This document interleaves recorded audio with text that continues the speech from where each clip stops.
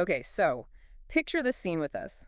It's the middle of the night, specifically the early morning hours of February 2nd, 1966. We're high up, a skyscraper in Times Square, New York City. The city technically never sleeps, but inside this one office, it is dead quiet.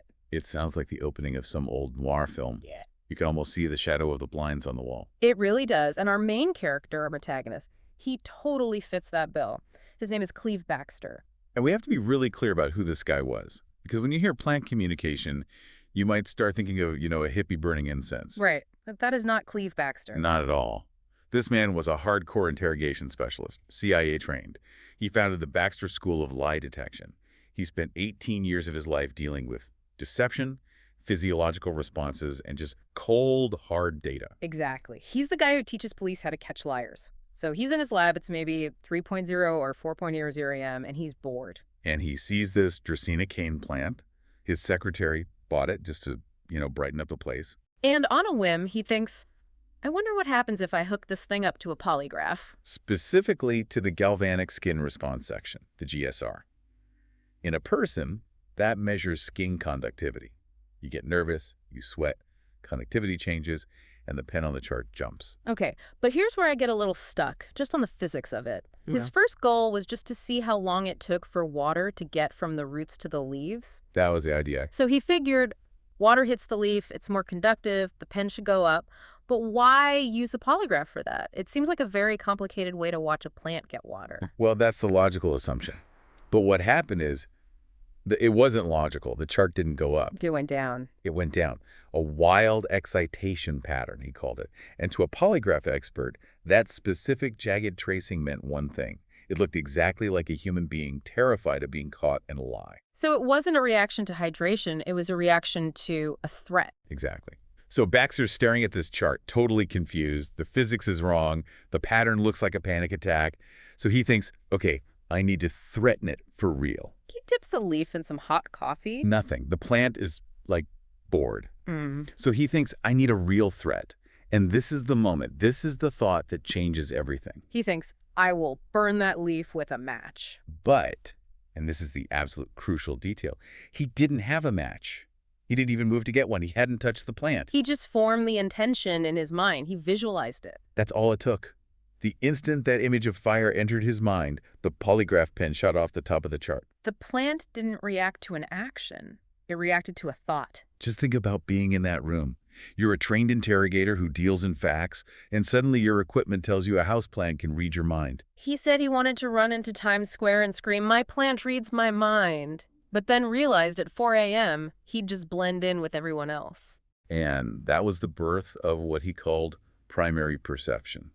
Of course, when he started talking about this, the scientific community, they didn't just roll their eyes, they laughed at him. It's a coincidence, you're shaking the table, it's static electricity, all of that. Which is why he knew he had to design an experiment that removed the human element entirely. He knew humans are just chaotic variables. Too messy. So this is where he goes full mad scientist with railroad parts? This is the famous brine shrimp experiment. See, he needed a stimulus that was pure life and death, but without complex emotions. So, brine shrimp, sea monkeys. Their death is binary, they're alive, they hit boiling water, they're dead. A clean signal. A clean digital signal of death to send to the plants. Yeah. But the setup, that's what makes this so rigorous. He couldn't be the one to do it. Because the plants might just be reacting to his intention to kill them. Exactly. His own consciousness had to be removed. So he builds this randomizer machine out of old railroad parts and a radioactive decay timer. The goal being to dump the live shrimp into boiling water at intervals that nobody could predict. Not even him. Total randomness. Fate by machine. He set it up, turned on the cameras and the polygraphs, which were hooked up to 3 philodendron plants in a completely separate room, and then he left the building. And barred anyone else from entering. So you have plants alone in another room. A machine is randomly killing shrimp. What happened? The plants knew. The chart showed a significant reaction, a massive spike at the exact moments the shrimp hit the boiling water. Okay, let's play devil's advocate. Vibrations. Could the machine dumping them have shaken the floor or something? He controlled for that. He ran dummy dumps where the machine went through the motions, but no shrimp were dropped. The plants didn't react. They only reacted when life was actually terminated. That is That's wild. And it leads to this huge implication. Baxter said it was the smallness of the event that made it so significant. This wasn't about reading a human's complex mind anymore. It suggests all life is fundamentally interconnected. Like a silent scream that ripples through the biological network. Exactly.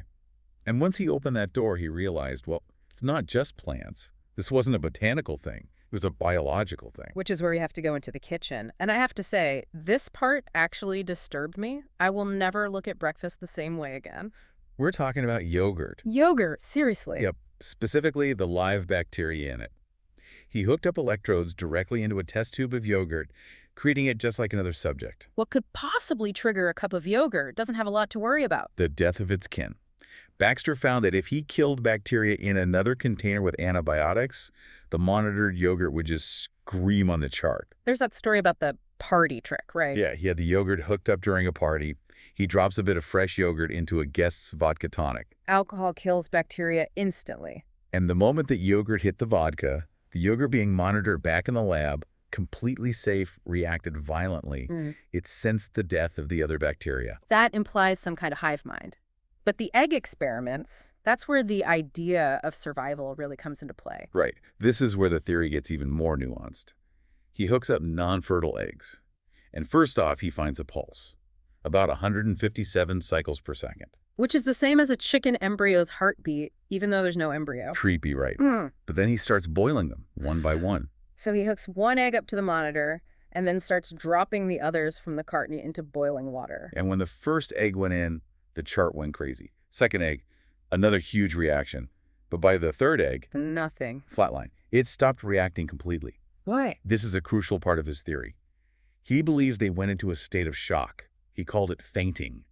It's a survival mechanism. If a threat is overwhelming and inevitable, the life form just shuts down. It goes numb to avoid the trauma. So this explains why skeptics have so much trouble replicating his work. If a scientist walks in determined to prove this wrong and just tortures a plant over and over, the plant just tunes them out. It goes into that fainting state. You can't just demand a plant perform on cue like a circus animal. They're aware, and they can choose to disconnect. Which brings us to the most personal part of this whole deep dive. We've gone from plants reading plants to yogurt reading yogurt. But then Baxter pivoted. To our own cells reading us. This is the you are the signal phase. He figured if bacteria can do this, what about human cells? So he collects white blood cells leukocytes from a donor's saliva. He spins them down, separates them, puts them in a test tube with electrodes. And the donor is this guy, Steve, right? A total skeptic. Steve the Scorpio skeptic, as the sources call him. So Steve is in one room, and his cells are in the test tube in another. And Baxter hands Steve a Playboy magazine. A very 1960s methodology. Yeah, but effective. Steve opens to the centerfold Boderick, according to the notes. And the moment he looks at the image and feels that jolt of arousal, his cells, in the test tube, completely detached from his body. They react. Violently. They knew he was excited. Instantly. And it wasn't just arousal. There was the WWII veteran Gunner. Right. His cells were being monitored while he watched a war movie. When a plane crashed on screen, triggering a stress response in him, his cells reacted at the exact same moment. But the truly insane part is the distance. Doing this in the next room is one thing. You could maybe argue it's heat or pheromones or something. But they pushed it. They did tests at 20 miles. Then at 50 miles, there was a Dr. Myra Crawford whose cells were in the lab. She was miles away. Her daughter called her, worried about a trip to a dangerous part of Israel. And Dr. Crawford gets that flash of maternal anxiety. And her cells, miles away in the lab, spiked instantly. Okay, so let's unpack the physics. If this were a radio signal, any kind of electromagnetic wave, it should get weaker with distance, the inverse square law. Exactly, it should drop off. Yeah. But Baxter saw the exact same signal strength at 50 miles as he did at 5 feet. That just kills the energy transmission theory. It's not a signal traveling from point A to point B. It suggests that point A and point B are somehow at the same point. It implies a kind of non-local connection, quantum entanglement, but on a biological scale. Your cells aren't just parts of you, they are attuned to you, specifically, no matter where they are. Which is, I mean, wow. But we have to mention, Baxter wasn't alone in this. This wasn't just one guy in a lab in Times Square. Absolutely not. During the Cold War, the Soviet Union was very interested in this. They were replicating these experiments, but with a, let's say, darker twist. The cabbage lineup. I love this story because it's so absurd, but the results were so consistent. Soviet scientist, Dr. Pushkin, they had 2 cabbage plants. A technician comes in and just destroys one of them, shreds it. The other plant witnesses the murder. Later, they parade a line of people into the room, one by one.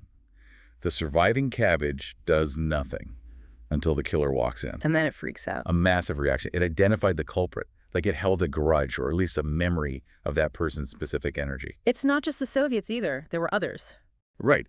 In Japan, a Dr. Hashimoto claimed he taught a cactus the Japanese alphabet by turning its electrical output into sound.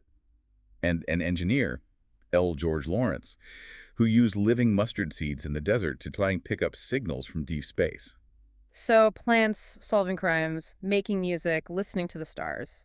Let's pull this back to the core idea. We keep saying primary perception.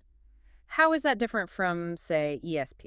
Baxter was very specific about this. He hated the term ESP, extrasensory perception, because extra implies it's an add-on, something special. He believed this ability is primary. Meaning it's the most basic ancient form of communication that ever existed. Before eyes, before ears, before noses. If you're a single-celled organism in the primordial soup, you have to know if the thing next to you is food or a predator. You don't have senses. You need a primary feel for good intent or bad intent. And his theory was that we humans have just lost it. We developed these loud, overwhelming senses and this logical brain, and we drowned out the whisper. Exactly. The sources mention the Dogon tribe in Africa. They had this intricate knowledge of the star Sirius B, which is totally invisible to the naked eye. Western science needed advanced telescopes to even find it. But the Dogon knew about it for centuries. The implication is they never lost that primary connection. They could still access that universal field of information. We call them primitive, but Baxter would argue we're the ones who are numb. And there's this recurring theme of the bond. The plants don't just react to everything, they react to their person. Yes, his plant's attuned to him. It suggests that when you care for a life from a plant, a pet, your own cells, a link is established, a kind of entanglement. They know when you're lying, they know when you're authentic, they know your intent. So what's the so what in all this? We've got screaming yogurt and crime-solving cabbages. What do we do with this? It just forces a complete shift in perspective. If Baxter is even half right, then we are walking through a world that is constantly watching and feeling and reacting to us. It's not a passive backdrop. It's unsettling. I mean, eating a salad, boiling an egg. It becomes a heavier act. When you wash your hands with antibacterial soap, you're causing a mass death event that the ficus in the corner of the room might actually perceive. It sounds exhausting to be that aware of everything. Or maybe it's lonely not to be. We walk around thinking we're these isolated individuals contained in our own skin. But this research suggests we're just nodes in a massive, silent watching biological network. That's the thought I think we have to leave everyone with. If your cells react to your emotions when they are 50 miles away from your body, where do you actually end? Are we even individuals? Or are we just parts of a much larger conversation that we've completely forgotten how to hear? We might have forgotten the language, but the plants haven't. They're still listening to that green music of the world right now. The question is, are they listening to you? And if they are, what are they hearing?